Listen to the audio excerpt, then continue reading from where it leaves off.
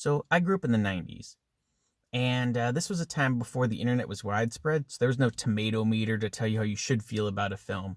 Back then, besides word of mouth, if you wanted to judge a film, you'd go out and see it yourself.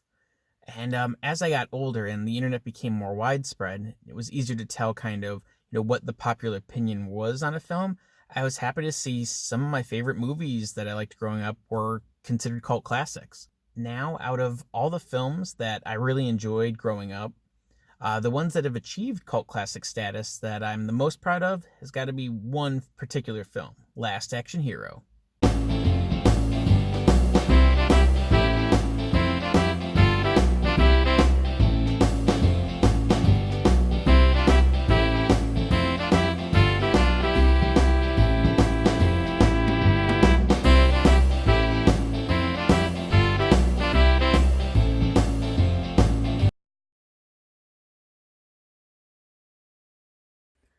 So let's take a look at the movie's poster. Here we get a nice scene of kind of what the movie encompasses. This is one of those nice hand-painted movie posters that they used to do back in the 80s, a little bit in the 90s, and then they kind of just disappeared. They've recently come back, especially due to the 80s nostalgia. We get a great shot of Arnold busting through the screen with Austin O'Brien. Although, honestly, if you look at this poster and you don't know who Schwarzenegger is, you don't know what the movie is, it kind of looks like he's kidnapping the young boy. I mean, kind of staring at the poster and seeing Austin O'Brien's kind of shocked face, I must be like, sir. Along the sides of the poster, though, we get scenes from the movie, and the dinosaur is kind of a cheat because there actually isn't a dinosaur in it, but more, it's a display for that tar pit. The movie serves to point out the tropes of action movies. The idea of pointing out a trope, often referred to as lamp shading, was popular in the early 90s, thanks to the movie Scream. In terms of satire, Last Action Hero doesn't leave it all on the field. It's no The Cabin in the Woods, which serves to truly tell the horror genre that it needs to change. The movie has its detractors, often citing the film as all over the place or misguided in its satire. I can't help but only partially agree with such criticisms. So where'd this movie come from? Well, after Terminator 2 was a juggernaut at the box office, Arnold Schwarzenegger got carte blanche to work on whatever he wanted. Truly a vehicle for his now fully blossomed career, several scripts were left on his desk, and this one drew him in. Written by Shane Black, who's received criticism in recent years for his films Iron Man 3 and The Predator. Black is mostly known for writing the original Predator, along with Monster Squad, The Long Kiss Goodnight, Kiss Kiss Bang Bang, and the Lethal Weapon franchise. Schwarzenegger next picked John McTiernan, director of Die Hard, and for the film's villain, he wanted Alan Rickman, but couldn't afford him. No doubt Schwarzenegger wanted to recreate that Die Hard magic, as Last Action Hero references it more than once. Just check, will you? Look, dead. They always look dead, like in Die Hard. The guy's hanging there by his leg, and at the end of the movie, he comes back. The film's plot features a young film buff named Danny, played by Austin O'Brien. This was O'Brien's first film, technically. He had filmed the movie Pre-Hysteria before this, but due to the release schedule, this film came out before that. He later starred in TV, and most notably the film My Girl 2. He eventually gains access to a magic movie ticket in the real world, once owned by Harry Houdini, in the real world. The ticket transports him into the fourth installment of his favorite action film series, Jack Slater, played by Schwarzenegger, in more ways than one, as Arnold plays Slater in the movie, and in the movie within the movie. Once in the film, Danny doesn't worry about little things like, how did this happen to him, or how could he get home? No, the boy's plan is to instead fervently convince Slater and the other characters that they're in a movie. But I gotta be honest, it leads to some of the film's best and most memorable moments. No, it isn't possible. What's not possible? He's fantastic. This is his best performance ever. But that was you. You were in that movie. The first half of the film serves to point out action movie cliches and to introduce us to Slater, who is a no-nonsense cop still reeling from the death of his son from the last film within the movie. Eventually, the film's villain, Benedict, played by Charles Dance, gains access to the ticket, and Danny and Jack must travel to the real world for the film's second half. This portion of the film slows things down a bit, but offers the most depth. Jack learns he's not a real person, that all of his hardships have been at the benefit of an audience. We learn Jack's true nature, only briefly hinted at before. His name, Jack, being another name for a knight, representing his heroic side, while Slater comes to the antithesis of his character, as Slater being referring to slating or building a building, the opposite of an action hero who usually blows them up. In the real world, Jack learns he likes classical music and finds a slight attraction towards Danny's mother. But I need you to be out there, to believe in me. Doctor! Doctor! Hey, I need you to take care of your mother for me. Because, I would love to. Although this aspect of his character is only touched upon as much as it needs to be.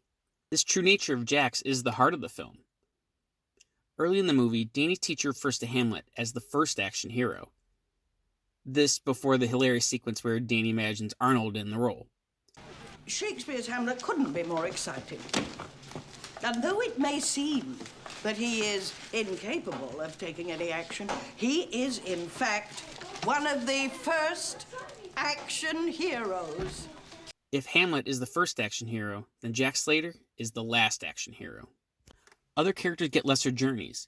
Danny is the child of a single mother, and thus idolizes Jack as a father figure.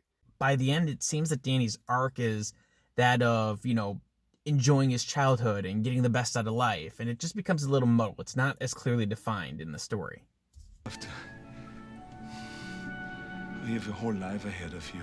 And pimples and premature ejaculation, I heard. Benedict himself has a mixed motive. It's unclear if he's the true villain of Jack Slater 4, or just the competent henchman featured in action films, most notably the James Bond movies. Either way, his character's name of Benedict is telling, as he betrays his employer. Once finding about the real world, Benedict discovers a reality where sometimes bad people get away with doing evil things. What I never picked up on as a kid was Benedict's initial reaction to the horrors of the real world. It's that of surprise. He's a villain from a PG-13 action cheese fest, not one used to seeing hookers or people murdered for just their shoes. His ultimate evil plan, though, is to just commit more crime. Well, it does involve killing the real Arnold Schwarzenegger so that Jack Slater now ceases to exist, but what good does that do him in the real world? Especially one where Slater's still there. Coming out in 1993, Last Action Hero was dead on arrival, out only a week after Jurassic Park hit cinemas. Believe it or not, Jurassic Park wasn't the only movie making news this weekend. In Los Angeles, celebrities turned out in droves for the Sunday night premiere of Last Action Hero starring Arnold Schwarzenegger. Co-stars Mercedes Ruehl, Anthony Quinn, Charles Dance, and Austin O'Brien joined Arnold and his wife Maria Shriver for the big event. Arnold told CNN what kind of movie he thinks the Last Action Hero really is. This film will be remembered that you can do action, adventure, and dramatic scenes like that with chase scenes and blow-ups and special effects without really making it hard R-rated and making it PG-13 so the kids can also go and see it, the whole family can go and see it. You don't need the explicit violence in order to tell a story and to make a great movie. I found my love for it, though, on VHS. As being PG-13, it was one of the first films I could watch before being old enough to get into R-rated action flicks. This may seem weird, watching the parody before the real thing, but how many people have seen Airplane and not got the references to the disaster film boom of the 1970s? Do you honestly think any less of a scene from Scream, having not seen all films referenced? Wait, let me guess. A house in Sorority Row? Dorm that your blood? Splatter University? Graduation day? Final exam? Am I close? I was beside myself, though, when watching Captain Marvel in the theater to see Last Action Hero on the shelf of the blockbuster Captain Marvel crashes into. Granted, they used the DVD cover featuring Arnold with a gun he doesn't use in the movie, but I'm nitpicking there. So it's probably obvious now, but this film is like an old friend. I may say a few bad things about it, but I love it all the same. So on my scale from 1 to 10, I give this film a solid 9. It's just, to me, one of the perfect movies, a great jumping off point for anyone who's interested in getting into the action genre.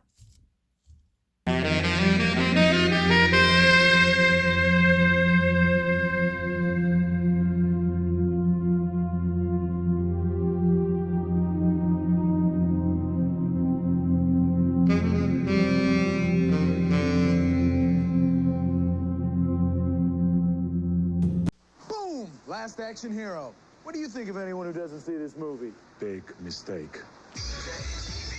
I love this place. I think it's the biggest movie of the summer. And now when you go to Burger King and order a flame-broiled Whopper with large fries and a medium drink, you get this Last Action Hero 8-Action Cup free. Like him, you can be large and in charge. So see the movie and collect all 4 cups. It's your way right away. I love this place, and I'm going to see the movie.